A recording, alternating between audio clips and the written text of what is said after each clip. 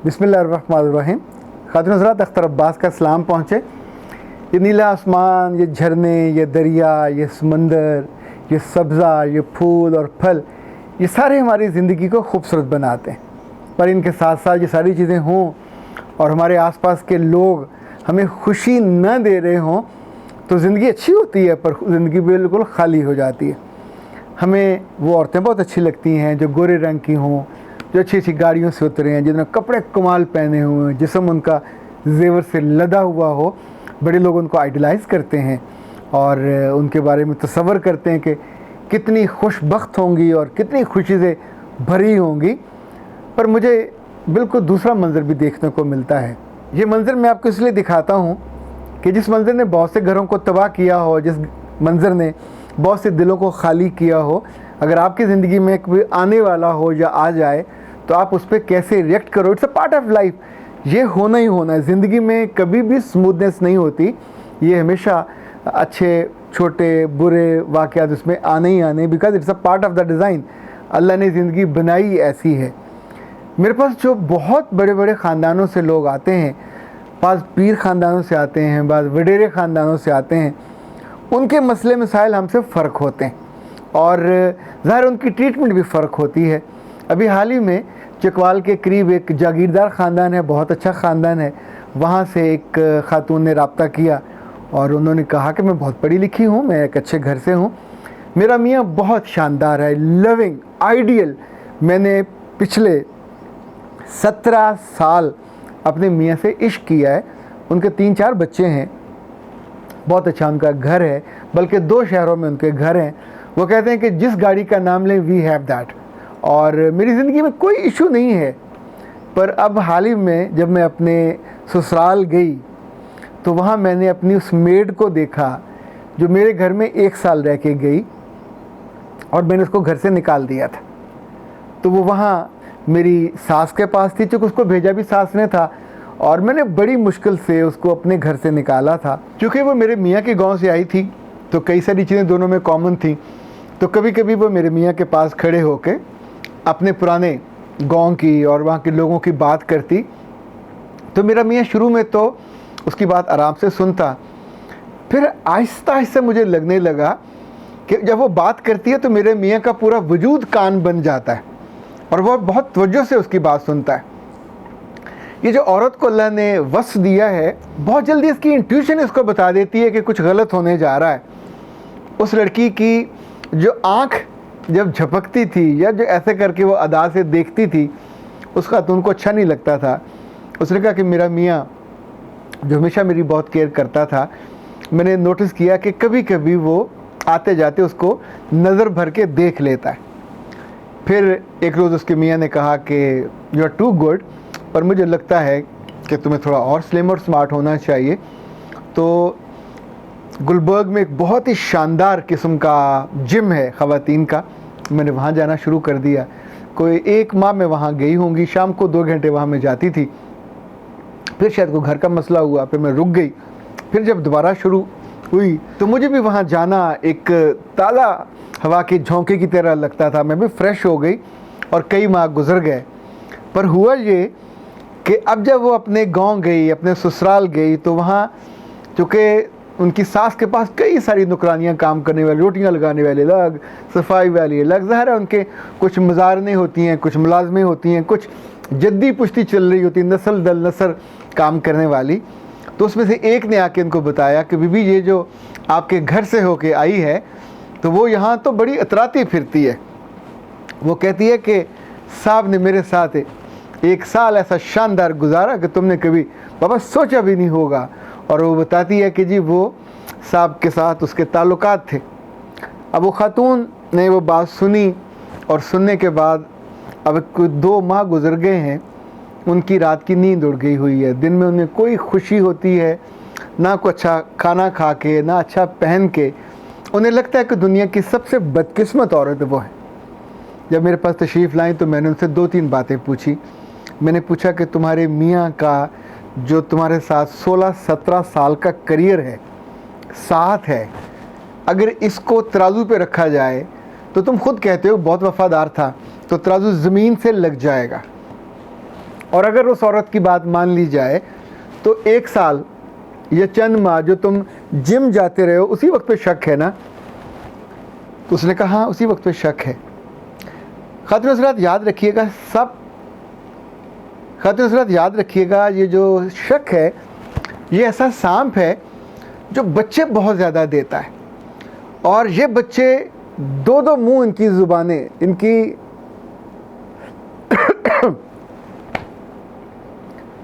इन सांप के बच्चों की जो ज़ुबानें हैं वो भी दो मुंह वाली होती हैं। ये आपकी खुशी को, ये आपकी मोहब्बत को, ये आपकी उल्फत को, ये आपकी राहत को इन्हें चटम कर जाते हैं।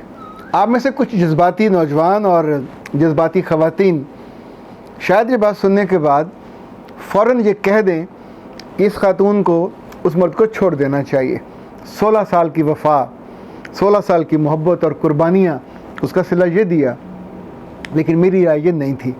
मैंने उनसे कहा कि 2-3 हल हो सकते हैं। 2 हल वो हैं जो एक आम आदमी जिसको अल्लाह ने ना फ़हम दी हो ना अकल दी हो, ये वो हल है। एक हल ये कि आप फौरी तौर पर से कहें कि तुम बेवफा हो, तो मैं तुम्हारे साथ नहीं रहना चाहती, तुम डिवोर्स कर दो। और उसके बाद आप अपने बच्चे अगर वो ले ले तो उसको दे दें। और ख़ुद आपकी जो उम्र है, ज़ाहिर है 32-34 साल तो होगी, तो उस उम्र में अपने घर बात अपनी अम्मा के पास चले जाओ। तो सोचिए ये कितना दानिशमंदी का फ़ैसला होगा।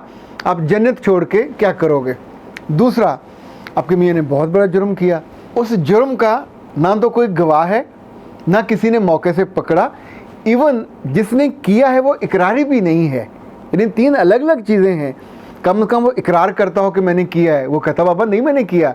अच्छा, अब एक इम्कान ये है कि उस लड़की ने जो वहाँ जाके बात कर रही है वो अपने आप को थोड़ा इम्पोर्टेंट गर्दानने के लिए, क्योंकि उन लोगों के कल्चर में ये बिल्कुल आम सी बात है, वहाँ कभी नौकरों के साथ, कहाँ मज़ारों के साथ, जगह जगह वो मुँह मारी करती रहती हैं।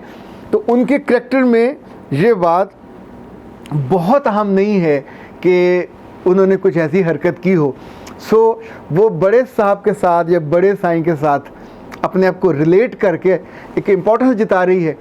लेकिन अब ये सोचिए कि ये खातून अगर इस बात पे अड़ जाए कि पिछले 2-3 माह से अब उसने अपनी ज़िंदगी को दांव पे लगा दिया है, कोई खुशी नहीं है, कोई सुख नहीं है, कोई आराम नहीं है। मैंने उन्हें 2-3 बातें बताई। मैंने कहा नबी सल्लल्लाहु अलैहि वसल्लम के ज़माने में एक साहब ने आके अल्लाह के रसूल से कहा मुझसे गलती हो गई, मुझे पाक कर दीजिए, मैं अल्लाह के सामने इस गलती के साथ नहीं जाना चाहता। तो आपने कहा तुम पागल हो गए हो, डोंट डू दैट, तुम्हें गलतफहमी हुई होगी। उसने फिर वजाहत की, आपने मुंह फेर लिया, वो सामने आया, 3 दफ़ा उसने वाज़े किया कि मुझसे गलती हुई है, मैं यहाँ पाक साफ़ होके जाना चाहता हूँ। तो तब अल्लाह के रसूल ने उस पर हद लगाई। जब सज़ा देने का वक्त आया, उसको चंद पत्थर पड़े तो वो भाग खड़ा हुआ। जब वो भाग रहा था लोग उसके पीछे भागे। तो रास्ते में एक साहब ने आते हुए वहाँ से कोई मोटी सी हड्डी उठाई, मुमकिन है किसी ऊँट की हो, किसी बड़ी, और घुमा के उसको मारी, उसके सर पे लगी, वो बेचारा मौके पे मर गया। तो अल्लाह के रसूल ने वापसी पे उनसे जो जुमला कहा कि तुम में से किसी को उस पर तरस नहीं आया, अगर वो भाग गया था तो भागने देते।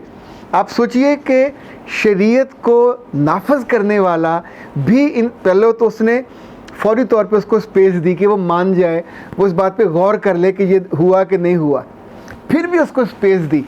अच्छा, जिस चीज़ का कोई गवाह नहीं है, सिर्फ बंदा खुद कह रहा है, उसके लिए सज़ा है।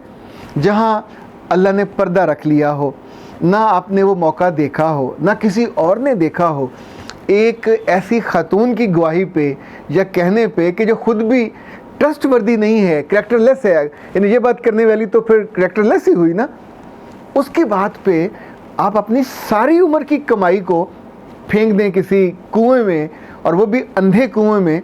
तो मैंने उनसे कहा जो मुझे लगता है मुझसे जाने के बाद जब आप अपनी गाड़ी में कदम रखो तो आपको शीशा खोलना चाहिए, 2-3 लंबे सांस लेने चाहिए और ठंडी हवा को अपने अंदर उतारना चाहिए, और उसके बाद आपकी ज़िंदगी से ये सफ़ा पलट जाए।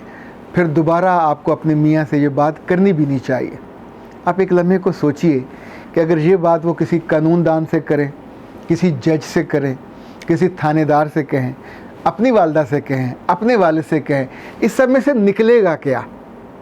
यानी कहीं भी कुछ चीज़ होती ना किसी ने पकड़ी है ना हुई है, एक परसेप्शन है एक खातून जो क्रिएट कर रही है, और उसकी बुनियाद पे आप अपनी 17-18 साल की ज़िंदगी को बर्बाद करने पे तुल जाएं, ये कौन सी दानिशमंदी है? ऐसा कभी ज़िंदगी में ऐसा वाक़या हो तो मुझे नहीं लगता। वैसे आपकी मर्ज़ी है, आपने अगर इसी तौर पे अपने आप को ख्वार करना हो तो तंग होना चाहिए। उस खातून को मैंने ये भी कहा कि आपका रोल एक बीवी का है, आपका रोल एक मोहब्बत करने वाली खातून का है, आपका रोल इन 16-17 सालों में बहुत मज़े से एक कंफर्टेबल ज़िंदगी बसर करने का है। आप ख़ुद कहती हैं आपका मियाँ लॉयल है, आपका मियाँ सिंसियर है, आपका मियाँ लविंग है। खुदा ना खास्ता, 100 दफ़ा खुदा ना खास्ता उसने ये गलती कर ली तो उसका पर्दा तो रब ने भी रख लिया। मौके पे आप देख सके, आपको तकलीफ़ ज़्यादा होती, आपको दुख ज़्यादा होता। अच्छा, उस वक्त वो ये कह देता कि भाई बाबा मेरी तो ख़ानदानी ग़ुलाम है, ख़ानदानी कमी है, ख़ानदानी काम करने वाली है, तो हो जाता। फिर आप क्या कर लेते? फिर भी आप उससे अलहदगी इख्तियार ना करते, फिर भी आप उसको सज़ा दिलवाने ना पहुँचते। फिर मैंने उससे पूछा कि क्या अब आप ये ऑप्शन लेना चाहोगे कि जब आपका मियाँ मर जाए तो आप उसकी कब्र पे जाके उसे बद्दुआएं दो कि अल्लाह इसको तुम अब हाविया में डालो, इसको कि जहन्नम की सज़ा दो। अपने प्यारे कभी गलती कर बैठें, कभी गुनाह कर बैठें तो उनको स्पीकरों में ऐलान करने थोड़ी बैठ जाते हैं, सोशल मीडिया पे डाल के क्या सारी दुनिया को बताने बैठ जाएंगे हाय हाय मुझसे हमदर्दी करो, मेरे साथ ये हो गया। कभी गुनाह हो जाए, कभी गलती हो जाए ख़ुद से या अपने किसी स्पाउस से, और आपको इल्म हो जाए तो इल्म, असल इल्म जो है वो ये कहता है उस पर पर्दा डाल दो, उसको मुश्तहर मत करो, उसको भुला दो। अल्लाह से इस बात का आरज़ू करो, तवक्को करो, दुआ करो कि अल्लाह उसके दिल को तौबा पे ले जाए। जब तक वो ज़िंदा है तौबा का दरवाज़ा खुला है। अल्लाह ने उसको रुसवा नहीं किया, इसका मतलब है अल्लाह उसको स्पेस दे रहा है कि वो तौबा कर ले। ग़ुलामों के, नौकरों के और बांदियों के कहने पे अगर आप अपने हंसते बसते घरों को बर्बाद करोगे, ये कुछ दानिश का काम नहीं करोगे। लेकिन ख़ातिन हज़रात, इसके साथ साथ जो आखिरी कंक्लूडिंग बात है वो ये है कि अगर आप कभी ज़िम्मेदार रहे हों तो जहाँ ढोर डंगर ज़्यादा हों, भैंसें गायें ज़्यादा हों, वहाँ सान होते हैं। इन सांों को बांध के रखा जाता है, इनको खुला नहीं छोड़ा जाता क्योंकि उनसे नस्ल आगे चलनी होती है। सो उनको खाना अच्छा दिया जाता है, खिलाया अच्छा जाता है, पर उनकी केयर भी ज़्यादा की जाती है और उनको महफूज और मामून रखा जाता है। ये ऐसे ख़ानदान जहाँ ख़ानदानी नौकरानियाँ आती हैं काम करने के लिए, तो वहाँ सारे काम उन पे छोड़ने की बजाय फिर आप बाद में उनको ब्लेम नहीं कर सकते क्योंकि उनको तो यही करना आता है, वो कर लेती हैं। ख़ातिन हज़रात, मैं आमतौर पे ज़िंदगी के प्रैक्टिकल पहलुओं को देखता हूँ और एक बात पर मेरा बिलीव होता है कि अगर जो मामला सामने आए, आपको ये लगे कि अल्लाह ने अगले बंदे को तौबा की, वापसी की स्पेस दे दी है, तो उस रास्ते में किसी फनियर सांप की तरह खड़े नहीं होना चाहिए।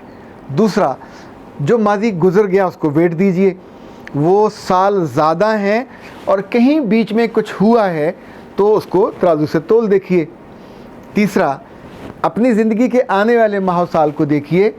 आप एक बर्बाद, एक उजड़ी हुई और एक मायूसी से भरी ज़िंदगी गुजारना चाहोगे, या इस एक वारदात को, इस एक बात को भूल के अगली ज़िंदगी ज़्यादा दुआ के साथ, ज़्यादा मोहब्बत के साथ, ज़्यादा प्यार के साथ। और आई विश कि ये खातून कभी गलती ना करें अपने बाप की इस गलती को, अगर ये गलती उन्होंने की है तो ना उनके बच्चों को बताएं, ना अपने दोस्तों को, ना उसके ख़ानदान में, चूँकि ये मियाँ आखिरी सांस तक उसका मियाँ रहना है। इसकी इज़्ज़त बिगड़ेगी, कम होगी, रुसवाई होगी तो उस खातून को मिलेगा कख नहीं, इसलिए कि इसकी इज़्ज़त अपनी नहीं है। यानी ये चाँद की रोशनी सूरज से आई हुई है, तो सूरज बेनूर होगा तो ख़ुद भी बेनूर हो जाएगी, इसका अपना घर भी बेनूर होगा। आप में से कुछ को शायद मेरी बात ये हज़म ना हो, पर ज़रा इसको बिगर एंगल में देखिए। खुदा हमेशा माफ़ी देता है, ये छोटे दिल का बंदा है जो माफ़ नहीं करता। खुदा हमेशा सबूत कहता है ढूंढो, जो भी 4 सबूत जिन्होंने मौके पे देखा हो, वरना वो बहतान होता है, वरना वो इल्ज़ाम होता है। इल्ज़ाम लगाने वाली की नीयत, उसका मुकाम, उसका मर्तबा भी देखा जाता है, फिर उसको वज़न दिया जाता है। ज़िंदगी में जब जब ऐसा मुकाम आए, ऐसा मर्तबा आए और ऐसा मौका आए तो प्लीज़ ये गलती मत कीजिएगा। अपनी हंसती बसती खुशी से, मोहब्बत से, सहूलतों से, आसूदगी से भरी ज़िंदगी को एक शक की बुनियाद पे बर्बाद मत कर दीजिए। ये बहुत घाटे का सौदा होगा। फिर आपको रोते देखकर कोई आंसू पूछने वाला भी नहीं आएगा। अख्तर अब्बास को इजाज़त दीजिए। अस्सलाम वालेकुम।